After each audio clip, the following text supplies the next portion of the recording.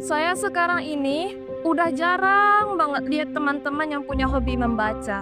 Karena mereka lebih suka main HP, main game, atau sekedar chatan dengan teman-teman lainnya. Jarang sih saya melihat teman-teman sekarang yang menyempatkan baca seperti di transportasi umum, angkutan umum, atau ketika santai-santai. Rata-rata yang kami rasakan juga mungkin ketika ada tugas atau PR. Ya disitulah kami membaca. Jadi baca ya kalau ada tugasnya aja. Kalau saya sendiri sebagai guru, melihat anak-anak yang suka membaca, pasti ada perbedaannya. Mereka lebih lancar, percaya diri, dan punya lebih banyak kata untuk mengungkapkan isi pikirannya. Mereka sering menceritakan kembali atau bertanya tentang apa yang mereka baca. Dan yang paling menonjol, anak-anak yang suka membaca biasanya lebih kritis, lebih pandai menganalisis masalah, dan tidak langsung percaya begitu saja, seperti bertanya mengapa dan bagaimana, bukan hanya menerima jawaban atau informasi mentah-mentah. Literasi adalah kunci emas untuk membuka pintu-pintu pengetahuan, mengubah deretan huruf menjadi makna hidup yang penuh pesan. Kemampuan membaca dan memahami informasi bukan hanya menentukan kualitas individu, tetapi juga berkontribusi terhadap perkembangan ekonomi sebuah negara, interaksi sosial, kearifan lokal dan juga budaya, juga perkembangan teknologi suatu negara. Indonesia Emas 2045 merupakan harapan dan cita-cita kita bersama. Dan mewujudkan Indonesia Emas 2045 adalah cinta kita untuk Indonesia. Dan ini bisa diwujudkan melalui lembaran-lembaran kata yang kini kemulai dari diriku sendiri. Membaca adalah rumahku menjelajah. Bukan hanya ketika gelisah, namun ia telah membawa kakiku menepaki beribu langkah. Dari membacalah aku mulai ikut berbagai lomba dan kegiatan. Lomba menulis, pidato, cerdas cermat, puisi, dan juga yang lainnya. Membaca bagiku bukan hanya menambah wawasan, namun juga langkah menggapai harapan dan impian. Sehingga aku percaya, terkadang perjalanan tak selamanya dimulai dari langkah. Ia bisa dimulai dari halaman-halaman kecil yang kita baca. Dan siapa sangka, halaman-halaman kecil itulah yang juga membawaku terbang ke sebuah negara, tempat di mana aku merenungi segalanya, merasakan betapa pentingnya membaca bisa membuka jendela dunia, yakni membaca membawaku ke Korea. Di Korea mungkin gak semua orang membaca ratusan buku setiap tahun, tapi pesona budaya literasi mereka menyebar ke setiap sudut kehidupan, terpancar di kafe-kafe yang hangat, terasa di stasiun-stasiun yang ramai, bahkan mengalir dalam momen-momen santai mereka. Dari kekuatan budaya baca mereka inilah, aku akhirnya memahami rahasia di balik SDM Korea yang begitu tangguh dan memiliki daya saing yang menakjubkan. Maka tak heran, negara ini masuk dalam jajaran negara dengan tingkat literasi tertinggi di dunia menurut OECD. Saat aku duduk di salah satu pojok perpustakaan mereka, aku terdiam.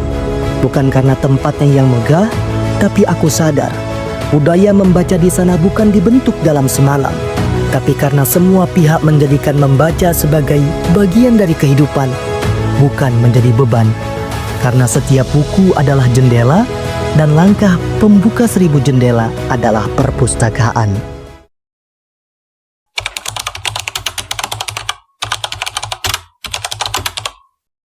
Kalau ditanya ke perpustakaan, lupa sih sebenarnya kapan terakhir kali ke perpustakaan untuk baca buku. Kayaknya jarang, dan mungkin dalam setahun ini nggak pernah. UNESCO juga pernah merilis data mengejutkan bahwa minat baca Indonesia hanya mencapai 0,001%. Sebuah angka yang berarti dari 1000 penduduk, hanya 1 orang yang memiliki minat baca yang tinggi. Maka tak heran, kini perpustakaan hampir ditinggalkan bahkan terabaikan. Padahal di Serdang Bedagai kita punya perpustakaan daerah yang jadi salah satu perpustakaan paling estetik di Sumatera Utara. Perpustakaan Serdang Bedagai hadir dengan koleksi buku yang sangat lengkap. Ruangan baca ber-AC yang sangat nyaman, studio dan ruang meeting yang mewah, pojok bermain untuk anak-anak lengkap dengan fasilitas permainannya,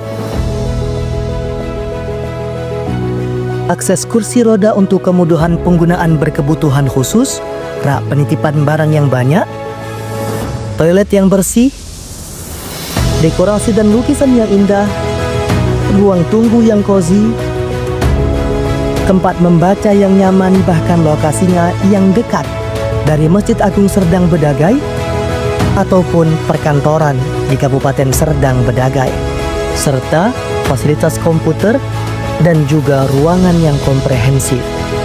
Inilah bentuk perkembangan perpustakaan Serdang Bedagai yang dulunya mungkin hanya sebagai tempat rak-rak yang dipenuhi dengan buku, kini bertransformasi sebagai tempat mewah dan nyaman.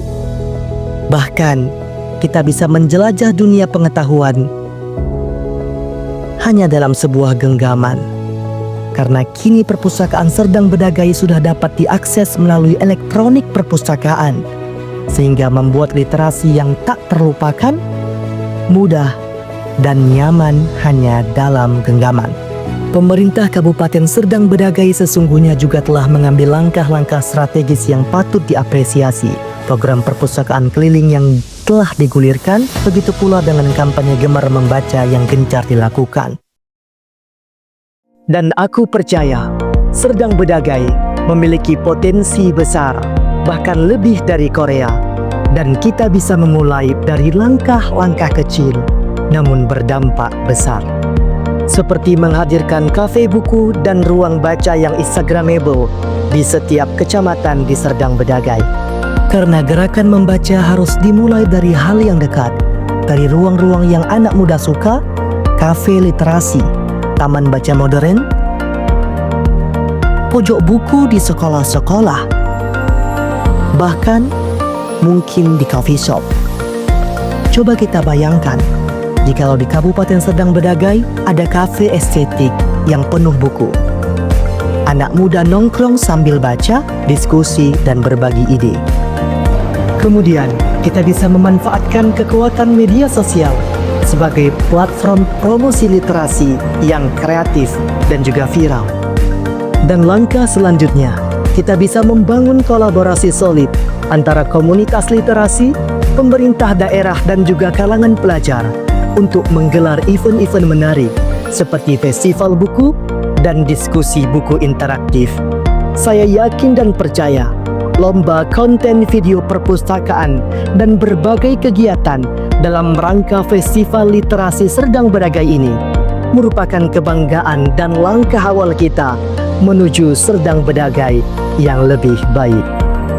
Aku percaya perubahan dimulai dari satu orang yang peduli, dari satu buku yang mengubah hidup, dari satu video yang membangkitkan semangat. Maka biarlah video ini jadi langkah kecilku, langkah untuk membangun Indonesia dari kata demi kata. Dan video ini persembahan kami, perwakilan generasi Serdang Bedagai dari tingkat SD, SMP, SMA, dan juga saya dari Serdang Bedagai Membaca untuk Indonesia. Sergai membaca untuk Indonesia. Untuk Indonesia. Untuk Indonesia. Sergai membaca Sergai membaca untuk Indonesia. Untuk Indonesia. Untuk Indonesia. Sergai membaca untuk Indonesia. Sergai membaca. Sergai membaca. Sergai membaca untuk Indonesia. Sergai membaca untuk Indonesia.